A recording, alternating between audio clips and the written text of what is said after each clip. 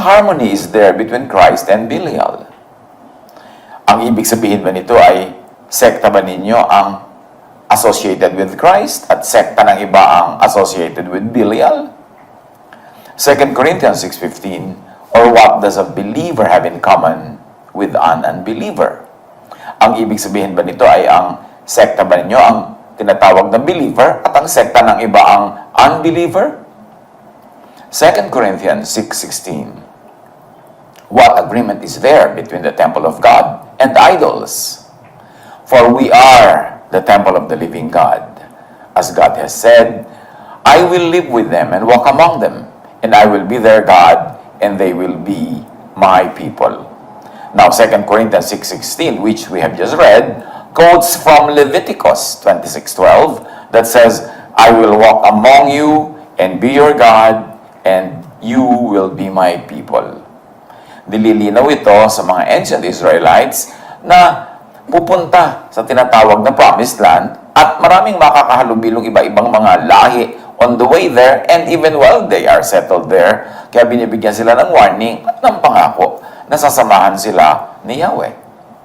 Jeremiah 32:38, ito din ay kino-quote ng 2 Corinthians 6:16, they will be my people, and I will be their God. So meron agad ditong pagde-define ng ancient Israelites as apart from the peoples that they will be mixing with. Ezekiel 32:27, my dwelling place will be with them, I will be their God, and they will be my people. Dahil ang 2 Corinthians 6:16 ay hinango sa Leviticus 26:12, Jeremiah 32:38, at Ezekiel 37:27, alam natin na ang konteksto maging ng 2 Corinthians na binabasa natin ay yung pakikisalamuha, pakikihalo sa mga taong ibang-iba ang relihiyon, ibang-iba ang pananalig, in fact, idolaters. Pero ang ibig sabihin ba nito, pag binasa ngayon ay, ang sekta ba nyo ang temple of God? At ang sekta ba ng iba ang temple of idols? 2 Corinthians 6:17, therefore, ito yung therefore, dahil kayo ay hindi nila kalahi, hindi nila kayo kamukha ng pananampalataya, magkaiba ang Diyos nyo, come out from them and be separate, says the Lord. Touch no unclean thing, and I will receive you. Now, 2 Corinthians 6:17 ay hinango sa Isaiah 52:12 that says, but you will not live in haste or go in flight, for the Lord will go before you, the God of Israel will be your rear guard. At ang pinag-uusapan dito ay ang kanilang paglalakbay patungo sa tinatawag nilang Promised Land. Ito ring 2 Corinthians 6:17 ay hinango sa Ezekiel 20:34. I will bring you from the nations and gather you from the countries where you have been scattered, with a mighty hand and outstretched arm and with outpoured wrath. At verse 41, I will accept you as a fragrant incense when I bring you out from the nations and gather you from the countries where you have been scattered, and I will be proved holy through you in the sight of the nations. Again, ang konteksto ay matatandang kasaysayan ng ancient Israel at ang kanilang pakikisalamuha sa mga iba't ibang bayan at lahi. So dito, malinaw na ang binibigyan sila ng warning against joining other people who have a different God and a totally different religion sa kanilang pamumuhay. Pero yung bang them dito agad ay sila ba sa ibang sekta at ang unclean thing ay sila na agad na ibang sekta? Examine. Ezekiel 20:34 and 41, sabi, I will bring you from the nations and gather you from the countries where you have been scattered, with a mighty hand and an outstretched arm and with outpoured wrath. This is wrath against the enemies. I will accept you as a fragrant incense when I bring you out from the nations and gather you from the countries where you have been scattered, and I will be proved holy through you in the sight of the nations. Ang you ay ancient Israelites, hindi present-day Christians dapat magkaintindihan muna tayo sa konteksto ng binasa sa Corinthians at yung pinaghanguan ng mga Old Testament verses. Ang tinutukoy dito ay ancient Israelites, hindi present-day Christians. Yung them na tinutukoy dito, get out of them, be separate from them, do not be unequally yoked with them, huwag kayong makikihalo with them. Ang them, the them were nations like Assyria and Babylon in the past that conquered and captured the Israelites, practiced state idolatry, and forced the Israelites to be defiled with such idolatry. Yun ang pinanggagalingan ng mga verses na ito. Doon sila pinalalayo sa mga lahi na yun, mga bayan na yun.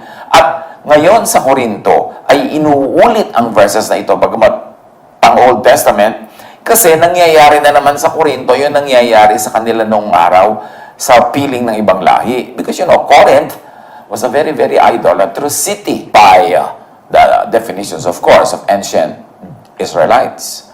At marami dyan mga temples, marami mga religions na inaakit at naaakit ang mga Corinthian Christians na sumali. Kasi dati, bago sila naging Christians, ay kasali na sila doon. Nagbabackslide sila into such an obviously idolatrous religion. Magkaiba ang pinaninindigan at magkakaibang Diyos ang tinatawagan. Yun, doon sila pinalalayo at pinagsasabihan na huwag makikipamatok. The them were not any and all persons in the present who simply belong to other religions or sects. Sabi sa Isaiah 52:11, depart, go out from there. Ang lalayuan, hihiwalayan ng ancient Israelites ay nations like Assyria and Babylon that conquered and captured the Israelites, practiced state idolatry, and forced the Israelites to be defiled by such idolatry. Inuulit-ulit natin para magkaintindihan tayo mabuti. Ang hihiwalayan, lalayuan ba even by non-ancient Israelites, by present-day Christians, ay any and all persons who simply belong to other religions or other sects in the same religion? Ang lalayuan ba ay mga tao na taga-ibang sekta, taga-ibang congregation, pero naniniwala din kay Jesus, naniniwala din sa Diyos na pinaniniwalaan ng lahat? Yun ba ang marapat na application nito? At ang sinasabi sa Isaiah 52:11 na kino-quote sa Corinthians, touch no unclean thing, come out from it and be pure, you who carry the articles of the Lord's house.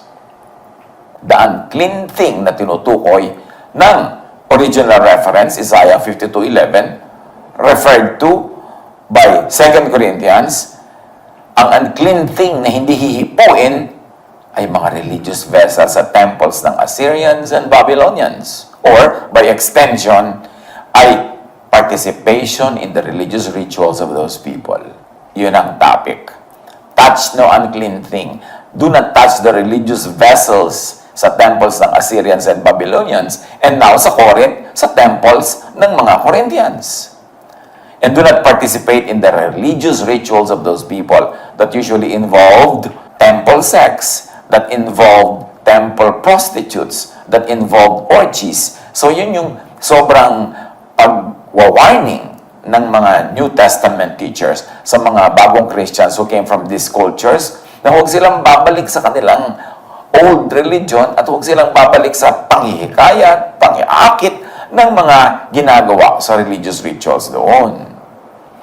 Ang lalabas, lalayo, hihiwalay, separate, ay ang mga Israelites who carry articles in the Lord's house, who serve in the temple in Jerusalem. In other words, ang lalabas, lalayo, hihiwalay, separate na pinagsasabihan sa original Old Testament book sa Isaiah ay Jewish priests, hindi Christians today. May historical context yung mga verses merong religious context. Silang sinasabihan, huwag niyong hihipuin ang mga vessels sa temple nila, ng mga idolaters na yan, huwag kayong magsaserve sa temple na yan, at huwag kayong makikihalo sa kanila. Ang pinagsasabihan were the religious leaders of Israel, of ancient Israel. At dahil na uulit yung ganong idolatry sa Corinth, ngayon ay sinasariwa, pinapaalingaw-ngaw from across the ages, para sa kanilang modern-day listeners, and by modern, we mean the listeners during the time when these letters were written, nearly 2,000 years ago. Ano ang lessons na maaari nating mapulot sa paghukay natin ng inspirasyon ng tinuturo sa 2 Corinthians? Yung do not be yoked together with unbelievers was about not joining, partnering with the ancient Assyrians and Babylonians in their institutional idolatry. Ano ang mga sources and references natin? Ezekiel 20, 34-41, and Isaiah 52. Awake, awake Zion, clothe yourself with strength, put on your garments of splendor. The uncircumcised and defiled will not enter you again. Free yourself from the chains on your neck, daughter Zion, now a captive. At first, my people went down to Egypt to live. Lately, Assyria has oppressed them. Depart, depart, go out from there. Touch no unclean thing. Come out from it and be pure, and you will carry the articles of the Lord's house. At katumbas ito ng Isaiah 52:11, so leave Babylon, leave that place. Priest, you carry the things that belong to the Lord, so make yourselves pure. Don't touch anything that is not pure. So this is all about ceremonial, ritual purity. Sariwain natin. Sa Corinth, yung mga bagong Christians doon na dating dumadalo sa mga idolatrous rituals ng temples doon, dumadalo at nakikihalo sa mga pagsamba ng mga hindi nananalig sa Diyos ng Israel. Yung mga Christians sa Corinth ay may mga sumasali na uli sa ganong rituals. Nahahaluan na naman sila ng mga dati nilang tinalikuran ng pananalig at sila yung winarningan sa 2 Corinthians. Kaya, kinote sa 2 Corinthians yung mga verses from the Old Testament that refer to the ancient Israelites na nahalo din sa mga Assyrians, sa mga Babylonians, at meron din mga naakit na humalo doon, kaya pinagsabihan din sila, separate from them, touch the unclean thing, and I will welcome you. At very, very specifically, ang talagang tinutukoy at kausap ay yung mga priests. Yung mga priests ng ancient Israel should separate from the religion of the countries that were influencing them. They should not touch the articles in the temples of those people because they touch also the articles in the temple of Yahweh. So sinasabi, touch the unclean thing, be separate from them, then I will welcome you. Sila ang kausap.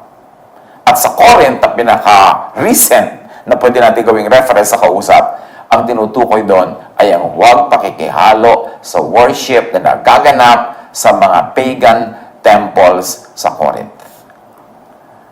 At ang purity, ang cleanliness na pinag-uusapan is the ceremonial, ritualistic purity and cleanliness of the priests. Tinutukoy ba talaga?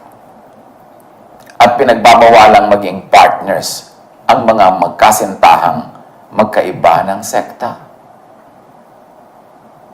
Pinapayagan o hindi pinagbabawalan ang people of different religious backgrounds na magpartner o magpakasal?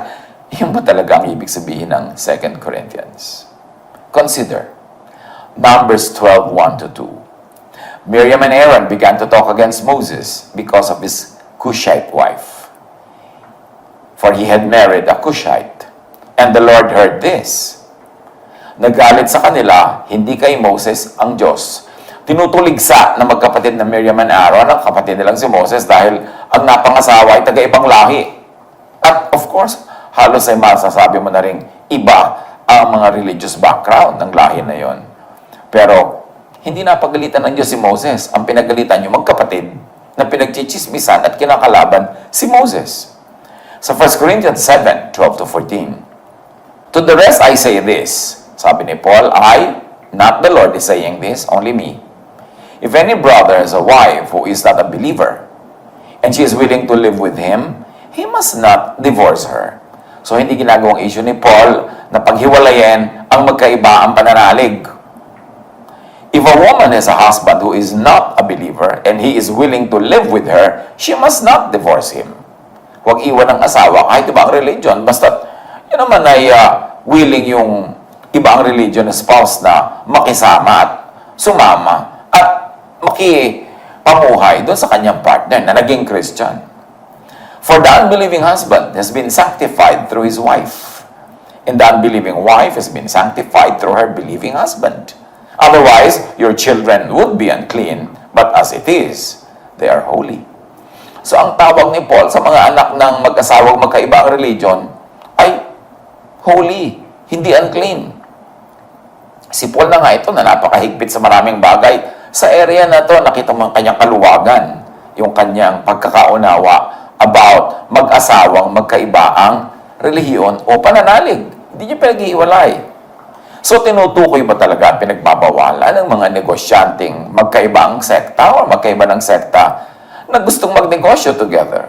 Yung ba sinasabi ng 2 Corinthians? Pinapayagan o hindi pinagbabawalan ang people of different religions na magpartner, etc. Yung ba talaga ang sinasabi?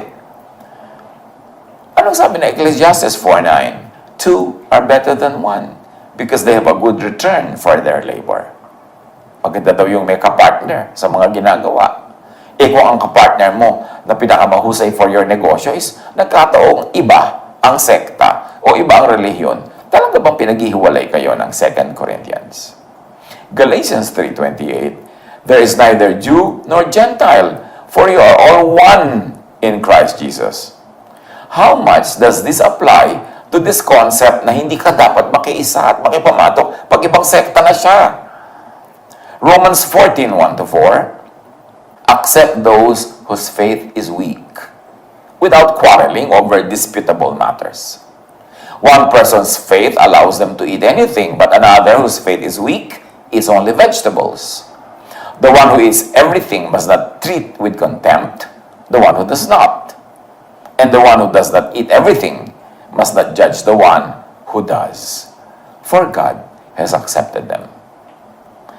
Who are you to judge someone else's servant? To their own master, servants stand or fall. And they will stand, for the Lord is able to make them stand.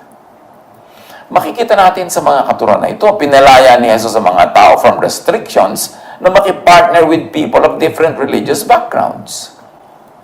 Acts 10:28, he said to them, you are well aware that it is against our law for a Jew to associate with or visit a Gentile. But God has shown me that I should not call anyone impure or unclean.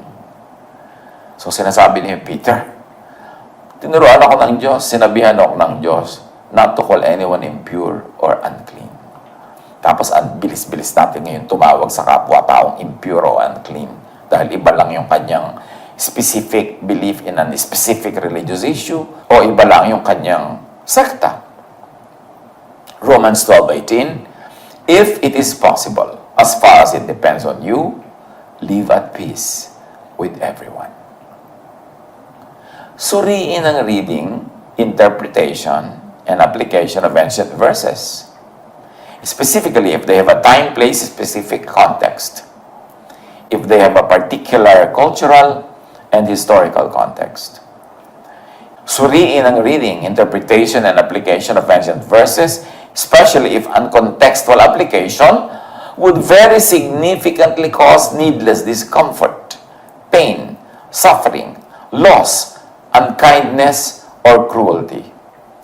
Gaano karaming discomfort, pain, suffering, loss, unkindness, and cruelty ang pagdurusahan ng nagmamahala na pinaglalayo ng mga religious teachings na ang interpretation dito sa 2 Corinthians na ito ay pag-a-apply pati sa pag-iibigan ng mga taong magkaiba lang ng sekta. Ang tinutukoy, remember, sa Old Testament, maging sa Corinthians, yung mga nakikihalo sa idolatrous temple worship. Yun ang binabawalang makipaghalo-halo. Pero yun bang nakikipag-ibigan ka at doon ka umibig o kaya yun ang naging partner mo sa negosyo at ang ganda-ganda na samahan nyo, kayo ba talaga yung tinutukoy na maghiwalay? Matthew 11:28-30, sabi ni Jesus, come to me, all you who are weary and burdened, and I will give you rest. Take my yoke upon you and learn from me. For I am gentle and humble in heart, and you will find rest for your souls. For my yoke is easy, and my burden is light.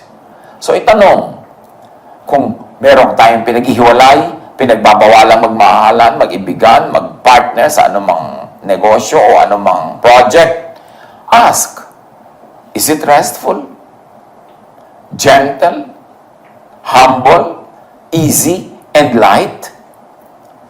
Yung bang paghiwalayin kayo ng kasintahan mo dahil nalaman na yung mga karelihiyon na iba pala ang sekta niya, is that treatment restful, gentle, humble, easy, and light? Gaano kahirap makipaghiwalay sa tunay mong minamahal? Gaano kahirap umiwas magmahal doon sa talagang dinadala ka ng bawat hangin at agos at alon na siyang malin mo? Gaano? Hindi bali sana na mag-sacrifice kung talagang yun ang sinasabi ng verses. Hindi bali sana talagang mahirapan kung talagang yun ang sinasabi ng Diyos. Pero yun ba talaga ang sinasabi ng verses? O meron na lang tayong narinig na dating interpretasyon, tapos pinick up natin yun, minana, inulit-ulit, nagpaulit-ulit from generation to generation, akala tuloy ng marami, yun na nga ang tunay na sinabi sa scripture at yan ang talagang tinutukoy. Kaya dapat suriin muli, lalo kung nakakaapekto sa buhay ng tao, katulad ng sa larangan ng pag-ibig, sa larangan ng negosyo, sa larangan ng pakikipagkaibigan, yung ba talaga ang mga pinaghihiwalay? John 10:10, the thief comes only to steal and kill and destroy. I have come that they may have life and have it to the full. So ang pag-interpret ba ng mga nagpapahiwalay na yan, ng mga verses, ask, is it life or death? Ibang death ng emotion, death ng partnership, death ng sigla, death ng saya. Is it life? And even if it were life, is it full life?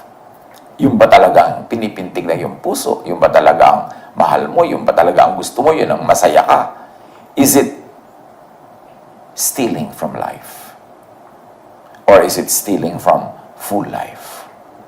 Ang pagbasa ng scripture, ang pag-interpret at pag-apply, ang laki ng epekto sa pang-araw-araw na buhay at sa pagmatagalang buhay at maging sa habang buhay ng mga tao. Mag-ingat-ingat tayo. Mag-aral na mabuti para ang pagbasa natin tapat sa konteksto. Ang pag-apply natin tapat sa konteksto, sa historical, cultural, religious context. At ang pag-apply natin at ang pagtuturo at ang ating paggigiit ng ating mga interpretation ay nakaayon sa kalooban ni Jesus na dapat nagbibigay ng kapayapaan, kapahingahan, nagbibigay ng buhay at masaganang buhay. Suriin natin ang ating stand sa isyong ito kasi napakaraming apektado nito. Napakarami. May mga nagsusumpaan pa mga pamilya, may mga nagkakagalitan, nagkakahiwalay, may nagtitiwalagan dahil sa isyu na ito. So marapat na suriin. Dapat buksan muli ang mga pahina ng Biblia. Landasin ang mga pinag-ugatan ng mga sinabi doon. Tulad yan, yung mga sinabi sa 2 Corinthians ay galing sa Old Testament. Ano ang konteksto nun? At paano i-apply contextually sa Corinth? At lalo naman paano i-apply today, 2,000 years later, yung sinabi sa Corinth. Jesus comes to give rest and life and a full life. Suriin natin ang ating mga pag-aaral, lalo mga teachers, mga leaders, kasi ang sinasabi natin nakaka-apekto sa buhay ng mga tao at